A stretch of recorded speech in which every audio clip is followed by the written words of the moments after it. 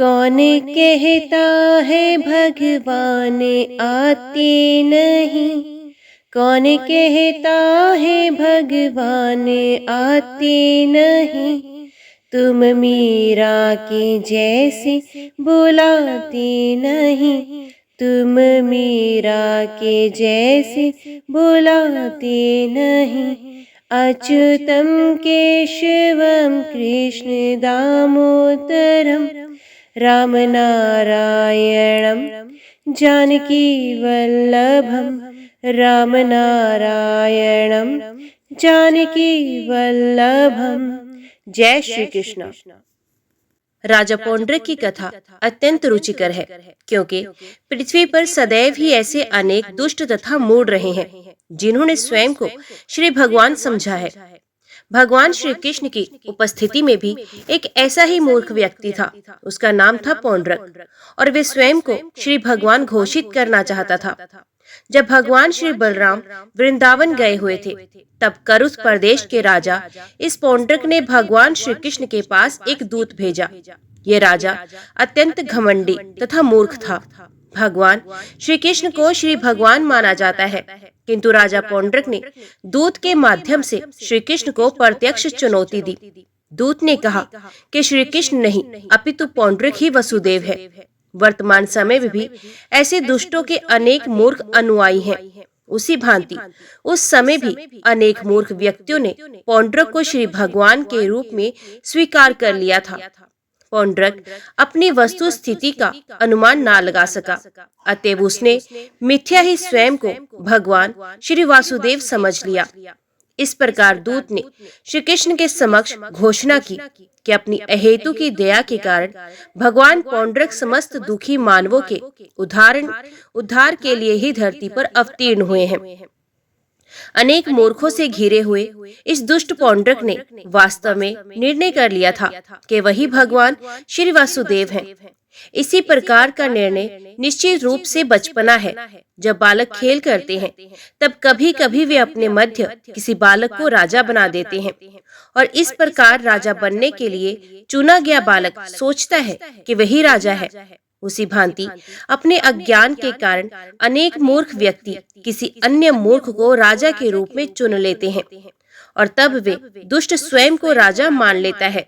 जैसे कि बचकाने खेल तथा लोगों के मतदान के द्वारा ही श्री भगवान की सृष्टि की जा सकती है। इस कुप्रभाव के अंतर्गत स्वयं को परम भगवान मानते हुए पौंड्रक ने श्री कृष्ण के पद को चुनौती देने के लिए अपना दूत द्वारका भेजा। द्वारका में श्री कृष्ण की राजसभा में पहुंचकर दूत ने अपने स्वामी पौंड्रक को संदेश दिया। संदेश में उसने लिखा, मैं एकमात्र सर्वशक्तिमान भगवान श्री वासुदेव हूँ। मेरी स्पर्धा कोई नहीं कर सकता। अपनी अहेतु की दया के कारण दुखी बद आत्माओं के ऊपर करुणा करके मैं राजा पौंड्रक के रूप में अवतीर्ण हुआ हूँ। तुमने वासुदेव का पद अनधिकारिक रूप से ही ग्रहण कर लिया है। तुम्हें इस मिथ्या धारणा का प्रसार नहीं करना चाहिए। तुम्हें अपने पद को त्याग देना चाहिए। वो यदुवंश की संतान जिन्हें तुमने झूठ मूठ ही धारण कर लिया, कृपया तुम वासुदेव के उन चिन्हों को त्याग दो। इस पद का त्याग करने के पश्चात तुम मेरी शरण में आ जाओ। यदि अपनी धृष्टतावश तुम मेरे वचनों की चिंता नहीं करते, तब मैं तुम्हें युद्ध की चुनौती देता हूँ। मैं तुम्हें एक निर्णायक युद्ध के लिए निमंत्रण देता हूँ। जब राजा उग्रसेन सहित राजसभा के समस्त सदस्यों ने पौंड्रक के द्वारा प्रेषित इस संदेश को भेज सुना, तब वे काफी समय तक उच्च स्वर से हंसते रहे। सभा के समस्त सदस्यों के उच्च स्वर में हंसने का आनंद लेने के पश्चात श्री कृष्ण ने दूत को इस प्रकार से उत्तर दिया, हे पौंड्रक के दूत, तुम अपने स्वामी के समीप मेरा संदेश ले जाओ। वे एक मूर्ख तथा दुष्ट व्यक्ति है। मैं प्रत्यक्ष रूप से उसे दुष्ट कहता हूँ और उसके उपदेशों का अनुसरण करना अस्वीकार करता हूँ। मैं वासुदेव के चिन्हों और विशेष रूप से अपने चक्र का भी त्याग नहीं करूंगा। मैं न केवल राजा पौंड्रक अपितु उसके समस्त अनुयायियों का भी वध करने के लिए इस चक्र का उपयोग करूंगा। मैं इस पौंड्रक तथा उसके सहयोगियों का सर्वनाश कर दूंगा, क्योंकि वे मात्र ठगों तथा ठगे जाने वाले समाज के अंग हैं। मूर्ख राजा, जब ये कार्यवाही की जाएगी तब तुम्हें अपमान से अपना मुख छुपाना पड़ेगा। जब मेरा चक्र तुम्हारे शीश को तुम्हारे धड़ से अलग कर देगा, तब उसे गिद्ध, बाज, चील आदि मांस भक्षी पक्षी घेर लेंगे। उस समय अपनी मांग के अनुसार मेरा शरण स्थल बनने के स्थान पर तुम स्वयं नीच जाति के पक्षियों की दया के भागी होगे। उस समय तुम्हारे शरीर को कुत्तों के समक्ष डाल दिया जाएगा, जो इसे अत्यंत आनंद पूर्वक खाएंगे। दूत ने भगवान श्री कृष्ण का संदेश अपने स्वामी पौंड्रक को दिया, जिसने धैर्य पूर्वक इन अपशब्दों का श्रवण किया। अधिक प्रतीक्षा ना करके इस दुष्ट पौंड्रक को दंड देने के लिए भगवान श्री कृष्ण अपने रथ पर आरूढ़ होकर तत्काल रवाना हो गए। उस समय करुष का राजा अपने मित्र काशीराज के साथ निवास कर रहा था। अतएव श्री कृष्ण ने समस्त काशी नगरी को घेर लिया। राजा पौंड्रिक महान योद्धा था और जैसे ही उसने श्री कृष्ण के आक्रमण के विषय में सुना, वे 2 अक्षौहिणी सैन्य के साथ नगर से बाहर आया। काशीराज, जो राजा पौंड्रक का मित्र था, 3 अक्षौहिणी सेना के साथ बाहर आया। जब भगवान श्री कृष्ण का सामना करने के लिए वे दोनों राजा श्री भगवान के सामने आए, तब श्री कृष्ण ने प्रथम बार पौंड्रक को प्रत्यक्ष देखा। श्री कृष्ण ने देखा कि पौंड्रक ने स्वयं को शंख, चक्र, गदा तथा पद्म के चिन्हों से विभूषित कर रखा था। वे शारंग धनुष लिए था और उसके वक्ष स्तर पर श्रीवत्स का चिन्ह था। उसके कंठ में एक नकली कौस्तुभ मणि शोभायमान थी और भगवान श्री वासुदेव का पूर्ण रूप से अनुकरण करते हुए उसने एक पुष्पमाला भी धारण की थी। उसने रेशमी पीताम्बर पहना था और श्री कृष्ण को पूर्णत अनुकरण करने से उसके रथ के ध्वज पर भी गरुड़ का चिन्ह था। वे अपने सर पर एक अत्यंत मूल्यवान मुकुट धारण किए था और तेगा मछली के समान उसके कुंडल जगमगा रहे थे। किंतु समस्त वस्तुओं पर ध्यान देने पर उसके वस्त्र तथा अलंकार स्पष्ट रूप से अनुकरण मात्र दिखाई देते थे। कोई भी समझ सकता था कि वे झूठा वेश धारण करके मंच पर वासुदेव का अभिनय करने वाले किसी अभिनेता की भांति ही था। जब भगवान श्री कृष्ण ने पौंड्रक को अपनी मुद्रा एवं वेशभूषा का अनुकरण करते देखा, तो वे अपनी हंसी ना रोक सके और इस प्रकार वे अत्यंत संतोष पूर्वक हंसने लगे। राजा पौंड्रक के पक्ष के सैनिक भगवान श्री कृष्ण पर अपने शस्त्र अस्त्रों की वर्षा करने लगे। विभिन्न प्रकार के त्रिशूल, गदा, लाठियां, भाले, कटार, तलवार एवं बाण सहित समस्त अस्त्र लहर की भांति भागते हुए आते थे और भगवान श्री कृष्ण उन सबको काट देते थे। उन्होंने न केवल शस्त्र अस्त्रों को अपितु पौंड्रक के सहायकों तथा सैनिकों को भी उसी भांति छिन्न भिन्न कर दिया। जिस प्रकार प्रलय के समय विनाश की अग्नि प्रत्येक वस्तु को जलाकर भस्म कर देती है, भगवान श्री कृष्ण ने शस्त्रों के प्रहार से विपक्ष के हाथियों, रथों, घोड़ों एवं पैदल सैनिकों को इधर उधर बिखरा दिया। रणभूमि में चारों ओर पशुओं के शरीर और रथ बिखर गए। युद्ध भूमि में घोड़े, हाथी, मनुष्य, गधे तथा ऊंट गिरे पड़े थे। यद्यपि विनिष्ट रण क्षेत्र प्रलय के समान शिवजी के तांडव नृत्य के स्थान की भांति दिखाई दे रहा था, तथापि श्री कृष्ण के वक्ष के योद्धा ये देखकर अत्यंत प्रोत्साहित हुए और वे और भी शक्ति पूर्वक युद्ध करने लगे। उसी समय भगवान श्री कृष्ण ने पौंड्रक से कहा, पौंड्रक, तुमने मुझे भगवान श्री विष्णु के चिन्हों और विशेष रूप से चक्र को त्यागने की विनती की थी। अब मैं इसको तुमको दूंगा। सावधान, मेरा अनुकरण करते हुए तुम मिथ्या ही स्वयं को वासुदेव घोषित करते हो। अतएव तुमसे बढ़कर मूर्ख और कोई नहीं। श्री कृष्ण के इस कथन से ये स्पष्ट हो जाता है कि कोई भी दुष्ट जो स्वयं को श्री भगवान कहकर विज्ञापित करता है, मानव समाज का सबसे बड़ा मूर्ख है। श्री कृष्ण ने आगे कहा, पौंड्रक, अब मैं तुमको इस मिथ्या प्रतिनिधित्व का त्याग करने को बाध्य कर दूंगा। तुम चाहते थे कि मैं तुम्हारी शरण में आ जाऊं, अब तुम्हारे लिए यही अवसर है। अब हम युद्ध करेंगे और यदि मैं परास्त हो गया तो तुम विजयी हो गए, तब निश्चय ही मैं तुम्हारी शरण में आऊंगा। इस प्रकार कठोरता पूर्वक पौंड्रक की निंदा करने के पश्चात उन्होंने एक बाण मारकर उसके रथ को छिन्न भिन्न कर दिया। जिस प्रकार इंद्र अपने वज्र के आघात से पर्वतों के शिखर काट देता है, उसी भांति श्री कृष्ण ने अपने चक्र की सहायता से पौंड्रक का शीश उसके शरीर से अलग कर दिया। उन्होंने अपने बाणों से काशीराज का भी वध कर दिया। भगवान श्री कृष्ण ने काशीराज के सर को विशेष रूप से काशी नगरी में ही फेंकने का प्रबंध किया, जिससे उसके रिश्तेदारों तथा उसके परिवार उस सिर को देख सके। श्री कृष्ण ने उस सिर को उसी भांति काशी नगरी में फेंका जैसे झंझावत एक कमल पत्र को इधर उधर उड़ा ले जाता है। भगवान श्री कृष्ण ने रणक्षेत्र में पौंड्रक तथा उसके मित्र काशीराज का उद्धार किया और उसके पश्चात वे अपनी राजधानी द्वारका लौट आए।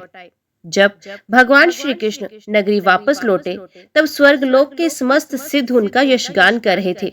जहाँ तक पौंड्रक का संबंध है, वे मिथ्या ही श्री भगवान की भांति वेश धारण करके किसी न किसी भांति सदैव उनका चिंतन करता। अतः पौंड्रक को 5 प्रकार की मुक्तियों में से सारूप्य मुक्ति का लाभ हुआ। उसे वैकुंठ लोक में स्थान मिला, जहाँ चारों हाथों में चारों चिन्हों को धारण किए हुए श्री विष्णु के समान शारीरिक आकृति वाले भक्त निवास करते हैं। वास्तव में पौंड्रक का ध्यान श्री विष्णु रूप पर केंद्रित था, किंतु वे स्वयं को ही भगवान श्री विष्णु समझता था, जो वस्तुत अपराध था। किंतु तो भी श्री कृष्ण ने उसका वध किया, अतएव उसका वे अपराध भी कम हो गया था। इस प्रकार उसे सारूप्य मुक्ति प्राप्त हुई और उसे श्री भगवान के समान रूप प्राप्त हुआ। जब काशीराज का शीश नगर द्वार के अंदर गिरा, तो लोग वहां एकत्रित हो गए और उस अद्भुत वस्तु को देखकर चकित हो गए। जब उन्होंने देखा कि उस पर कुंडल भी थे, तब वे समझ गए कि वस्तु किसी का सिर था। वे अनुमान लगाने लगे कि इसका सिर हो सकता है। कुछ लोगों ने सोचा कि वे श्री कृष्ण का सिर था, क्योंकि श्री कृष्ण काशीराज के शत्रु थे, और उन्होंने सोचा कि श्री कृष्ण का सर नगर में इसलिए फेंका गया है जिससे कि लोग शत्रु के वध पर प्रसन्न हो सके। किंतु अंत में ये ज्ञात हुआ कि वे सिर श्री कृष्ण का नहीं, अपितु स्वयं काशीराज का ही था। जब इस तथ्य की पुष्टि हो गई, तब काशीराज की रानियां तत्काल वहां आ गई और अपने पति की मृत्यु पर शोक करने लगी। वे क्रंदन करने लगी, हे स्वामी, आपकी मृत्यु से हम शव की भांति हो गई हैं। काशीराज का एक पुत्र था जिसका नाम सुदीक्षण था। शास्त्रोक्त मृत्यु संस्कारों का पालन करने के उपरांत उसने प्रण किया कि चूंकि श्री कृष्ण उसके पिता के शत्रु हैं, अतएव वे श्री कृष्ण का वध करेगा और इस प्रकार पितृ ऋण से उऋण हो जाएगा। अतएव अपनी सहायता करने के लिए उपयुक्त एक विद्वान पुरोहित के साथ वे महादेव शिवजी की उपासना करने लगा। काशी राज्य के स्वामी विश्वनाथ भगवान शिव हैं। भगवान विश्वनाथ का मंदिर अभी भी काशी वाराणसी में है और प्रतिदिन हजारों तीर्थयात्री अभी भी मंदिर में एकत्रित होते हैं। सुदीक्षण की उपासना से शिवजी अत्यंत प्रसन्न हो गए तथा वे अपने भक्त को वरदान देना चाहते थे। सुदीक्षण का उद्देश्य श्री कृष्ण का वध करना था, अतएव उसने एक विशेष शक्ति के हेतु प्रार्थना की कि जिससे कि वे उनका वध कर सके। शिवजी ने उसे ब्राह्मणों की सहायता से अपने शत्रु को मारने के लिए किए जाने वाले एक विशेष शास्त्रोक्त संस्कार करने का परामर्श दिया। कुछ तंत्रों में भी इस संस्कार का उल्लेख है। शिवजी ने सुदीक्षण को सूचना दी कि यदि उचित रूप से इस संस्कार का संपादन किया जाए, तब दक्षिणा अग्नि नामक दुष्ट आत्मा प्रकट होगी और उसे जो भी आदेश दिया जाएगा वे पूरा करेगी, किंतु योग्य ब्राह्मण के अतिरिक्त अन्य किसी के वध के लिए उसका प्रयोग किया जा सकता है। ऐसी दशा में उसके साथ शिवजी के प्रेतगण भी रहेंगे और शत्रु पक्ष का वध करने की सुदीक्षण की इच्छा पूर्ण होगी। जब शिवजी ने इस प्रकार सुदीक्षण को प्रोत्साहित किया, तब उसे विश्वास हो गया कि वे श्री कृष्ण का वध करने में समर्थ होगा। तपस्या का दृढ़ व्रत लेकर वे पुरोहितों की सहायता से मंत्रों का जप करने लगा। इसके पश्चात अग्नि में से एक विशाल दैत्याकृति बाहर आई। उसके बाल, दाढ़ी और मूछें तप्त तांबे के रंग की थी। ये आकृति अत्यंत विशाल व भयंकर थी। जब वे दैत्य अग्नि से निकला, तब उसके नयन कटोरे उसमें से अग्नि की चिंगारियां निकल रही थी। अपने भ्रू चालन के कारण वे आग्नेय दैत्य और भी अधिक भयंकर प्रतीत होता था। उसने अपने तीक्ष्ण दांतों का प्रदर्शन किया और अपनी लंबी जीवा बाहर निकालकर उसने अपने होठों के दोनों किनारों को चाटा। वे नग्न था तथा उसके पास अग्नि की भांति प्रज्वलित एक त्रिशूल था। यज्ञ की अग्नि में से प्रकट होने के पश्चात वे अपने हाथ में त्रिशूल को घुमाते हुए खड़ा हो गया। सुदीक्षण द्वारा उत्तेजित किए जाने पर अपने सैकड़ों प्रेत साथियों सहित वे दैत्य राजधानी द्वारका की ओर बढ़ने लगा। ऐसा प्रतीत होता था कि वे समस्त अंतरिक्ष को जलाकर भस्म कर देगा। उसके पद प्रहार से समस्त धरातल प्रकंपित हो उठा। जब उसने द्वारका नगरी में प्रवेश किया तो समस्त निवासी उसी भांति भयभीत हो गए जैसे दावा अग्नि के समय पशु भयभीत हो जाते हैं। उस समय श्री कृष्ण राजसभा भवन में चौपड़ खेलने में व्यस्त थे। समस्त द्वारका वासियों ने उनके समीप आकर उन्हें संबोधित किया, हे त्रिभुवन के स्वामी, एक विशाल आग्नेय दैत्य समस्त द्वारका नगरी को जलाने के लिए तत्पर है, कृपया हमारी रक्षा कीजिए। इस प्रकार समस्त द्वारकावासी भगवान श्री कृष्ण के समीप आकर उनसे प्रार्थना करने लगे कि समस्त नगर का विनाश करने के लिए द्वारका में प्रकट हुए उस आग्नेय दैत्य से हमारी रक्षा करें। अपने भक्तों की विशेष रूप से रक्षा करने वाले भगवान श्री कृष्ण ने देखा कि उस विशाल आग्नेय दैत्य की उपस्थिति से द्वारका की समस्त जनता अत्यधिक व्यग्र थी। वे तत्काल मुस्कुराने लगे और उन्होंने समझाया, चिंता मत करो, मैं तुम्हारी समस्त प्रकार से रक्षा करूंगा। भगवान श्री कृष्ण सर्वव्यापी हैं, वे सबके हृदय में और सृष्टि के रूप में वे बाहर भी हैं। वे समझ सकते थे कि वे आग्नेय दैत्य शिवजी का सृजन था और उसका नाश करने के लिए उन्होंने सुदर्शन चक्र को उचित कार्यवाही करने का आदेश दिया। करोड़ों सूर्य की प्रभा के साथ सुदर्शन चक्र प्रकट हुआ। उसका तापमान इतना प्रखर था जैसे कि प्रलय के समय निर्मित अग्नि का होता है। सुदर्शन चक्र अपनी कांति से शिवजी द्वारा निर्मित उस आग्नेय दैत्य को शीतल करने लगा। इस भांति भगवान श्री कृष्ण के सुदर्शन चक्र ने उस आग्नेय दैत्य को रोक दिया और द्वारका नगरी के विनाश को अपने प्रयास में विफल होकर वे वापस लौट गया। द्वारका में आग लगाने में असमर्थ होकर वे काशीराज की राजधानी वाराणसी को लौट गया। उसकी वापसी के परिणाम स्वरूप मंत्रों के आदेश में सहायक सभी पुरोहित अपने स्वामी सुदीक्षण सहित उस आग्नेय दैत्य की जाज्वल्यमान कांति से जलकर भस्म हो गए।